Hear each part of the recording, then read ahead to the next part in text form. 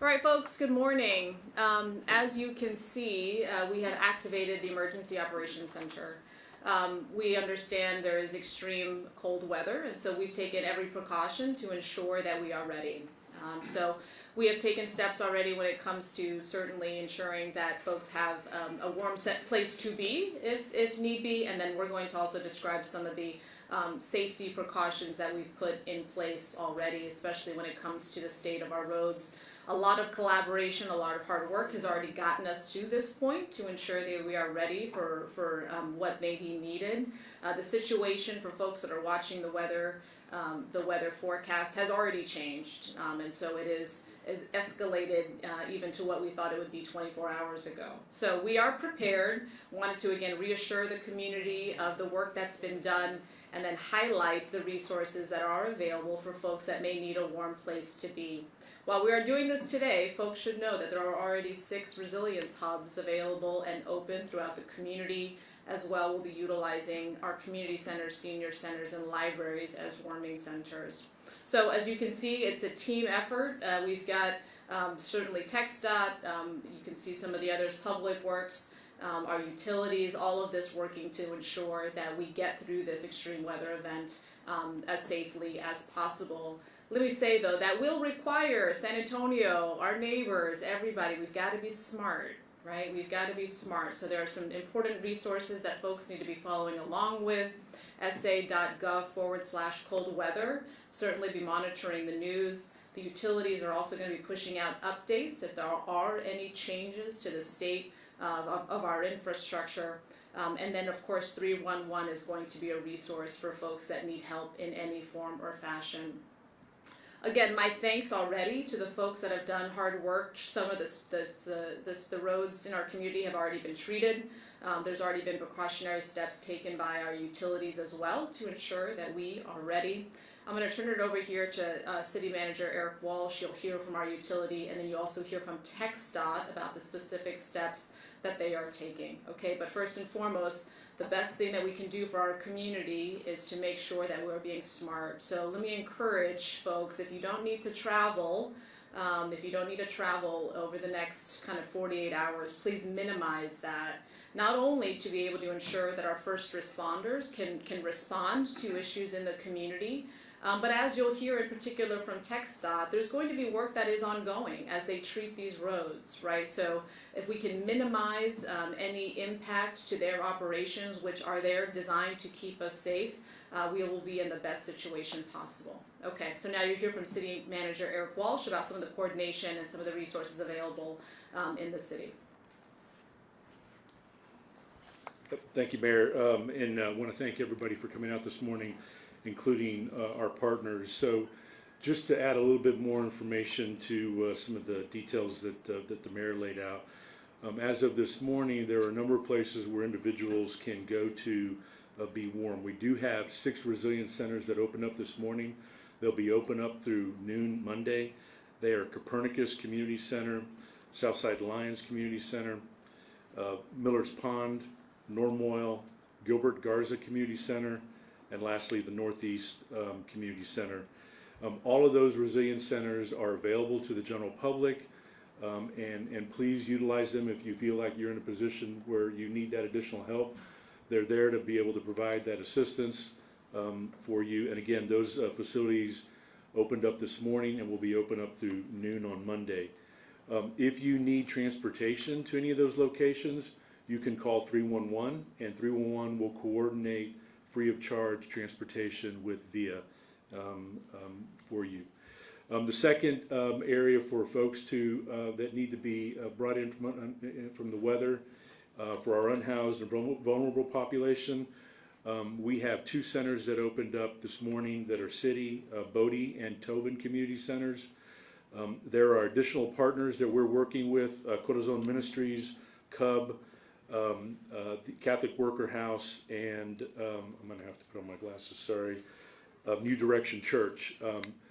Those partners are key 24 hours a day, 365 days a year, and in times like now, they're critical, and they additionally have opened up space for the unhoused. We have a capacity for just under 500 individuals that are in need of those services. Our outreach workers have began several days ago, the outreach, and will continue as we go through the weekend to be able to provide folks that assistance. Those facilities opened up at 8 a.m. this morning, and they'll be open up through noon on Tuesday.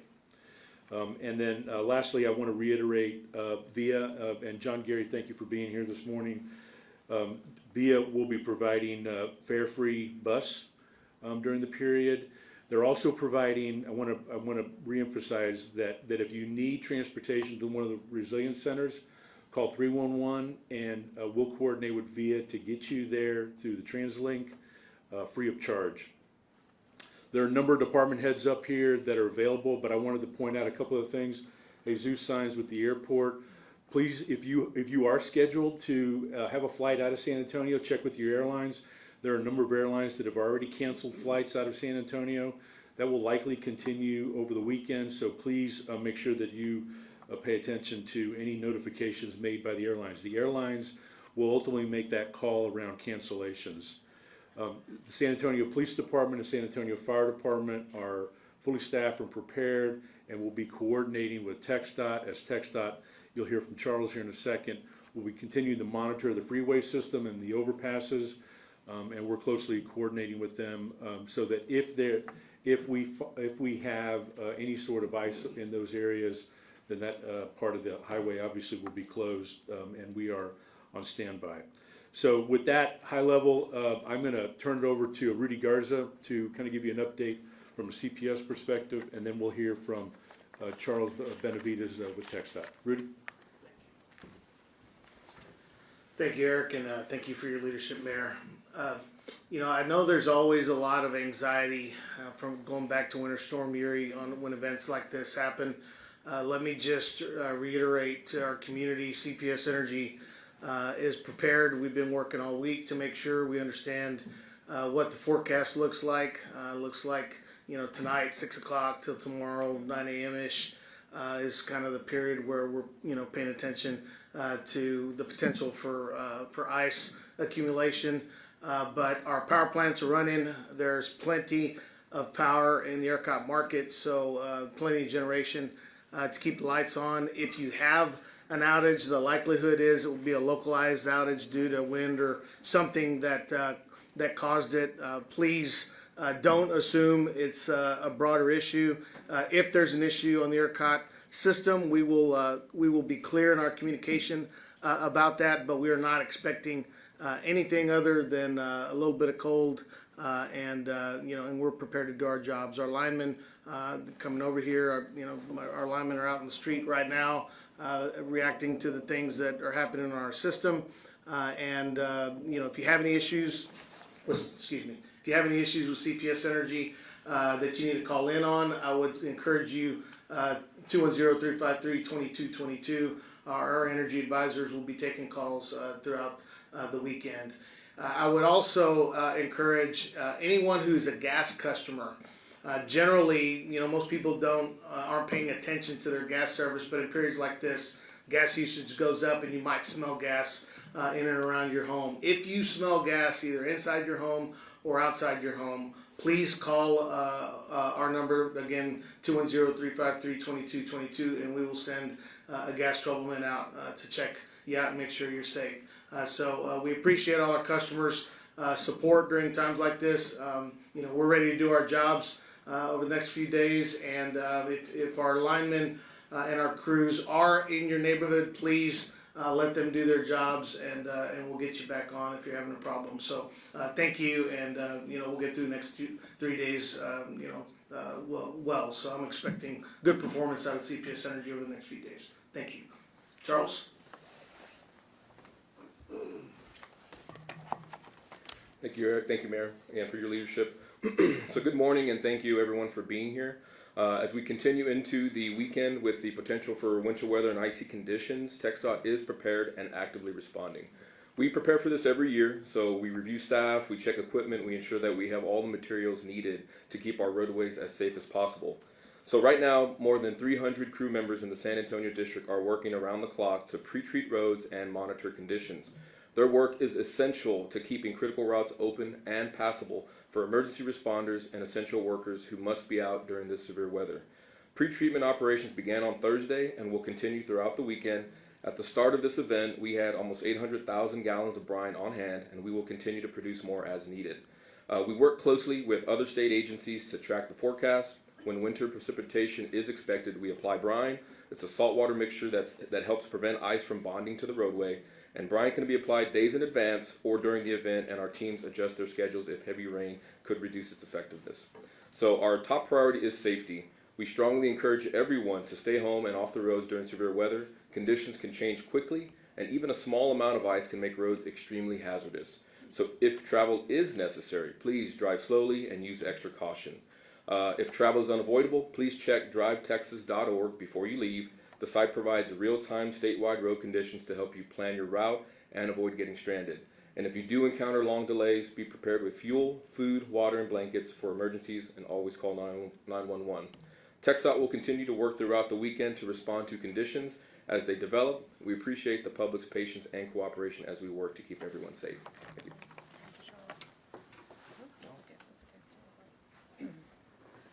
So as you've heard, there's been a lot of work already that has gone in. Yep, there we go. As you've heard, there's been a lot of work already that has gone in to make sure that we are prepared, from the roads to the utilities, to certainly all the cross collaboration across the department to ensure our unhoused, to our furry friends, and of course to our neighbors have the resources. Again, so those 6 resilience hubs, those are already open at 6 this morning. And to clarify, the fare free that Eric mentioned, that is on via. If you are going to a resilience hub or to one of the centers, right? Just to clarify, that is who the fare free applies to. So those resilience hubs, though, again, if you go, please make sure you've got your supplies, you've got your clothes, you've got your medicine in particular, right? And those 6 hubs, Miller's Pond, Norm Oil, Gilbert Garza, Northeast, as well as the, there's the 2 at the, Copernicus as well, Norm Oil, right? Okay, so those are the 6 sites throughout the city. But folks, please go to sa.gov/cold weather, where there'll be more information about all the sites that are available. My thanks again to the firefighters, to the EMS, to the police officers that have worked already hard in preparation for this, as well as the work that they will do. But again, our job, San Antonio, is to minimize anything that gets in the way of them responding to things or continuing to ensure that we're at a level of preparedness for this. If there are any questions, happy to take those. Please. Quick question, perhaps for Jesus. Just at the airport, Yep. We've seen the freeze coming a little earlier than expected. What kind of prep is going on for the runways and so on with regards to ice? Yeah, thank you, Mayor. Thank you, Eric. Good morning. We put an emergency operation plan into effect, so that plan has already been effectuated. We pre-treat all of our airfield and all of the roadways coming in and out of the airport complex. So we're going to remain open 24/7, 365, as we always do. We can't encourage people enough to please stay in contact with your preferred carrier to ensure that you're looking at the number of cancellations and delays that are happening. So we also encourage people to arrive early, as early as possible. We normally say an hour to an hour and a half. We know that we do a really good job of moving people through the TSA checkpoints, but this is a good period to arrive 2 to 2.5 hours early for domestic flights to ensure you have the right information. Thank you.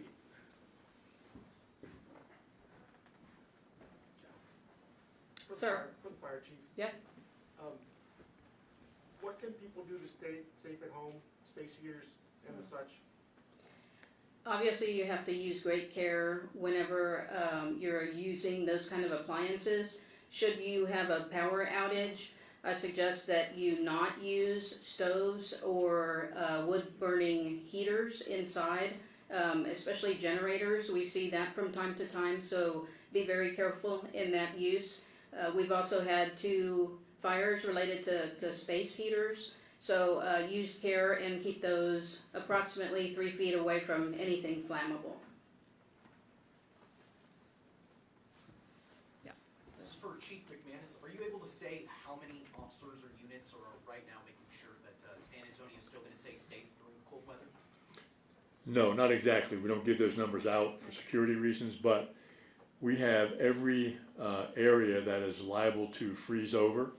We have that covered right now, and as soon as we understand that from observation and from the temperature, as soon as we understand those areas are going to freeze over, we're going to cut the traffic. But the advice is, if you don't need to be on the road, stay home. Thank you. Let me reiterate, the 311 is going to be a really important resource, especially when it comes to coordinating travel for those that may need it. 311 is from 7 to 11 p.m. After 11 p.m., folks will have to utilize the non-emergency SAPD number. And just because I want to make sure there's full clarity on the 6 resilience center, my apologies earlier for stumbling on that. The 6 centers are Copernicus Community Center, Southside Lions Senior Center, Miller's Pond Community Center, Normoil Community Center, Gilbert Garza Community Center, and the Northeast Community Center. Okay. Just because we are, let's just say, living in a different time, right, based on the session that we had on Thursday. If folks need to come to a resilience hub or if they need to come to a warming center, they just show up. Okay, they just show up, and we take care of our neighbors. Okay. Any further questions? Are pets allowed at the resilience? Pets are allowed. Thank you for asking that. Pets are allowed at the resilience center. They are also allowed at the warming center. I think we also do have several dozen still dog homes available, dog houses. Very grammatically incorrect, but dog houses available for folks if they need that. So please call 311. Let me also thank our community for stepping up. John Gary and the ACS team, they put out a call just because, as you know, our shelters are pretty close to capacity. So several animals that needed a home during this period, and our community stepped up and took those folks in, those dogs in. Folks in my house, but and took those dogs in. So thank you for doing that. And again, if you need additional, the dog houses, those are still available. And ACS team, they are doing that street monitoring. So please, once it gets to a certain temperature, make sure that our furry friends are inside. Okay, hearing no further questions. 311 is the resource. sa.gov/cold weather is going to be your resource for all key updates. Follow along on all the city's social media, and please stay safe, stay warm. Thank you.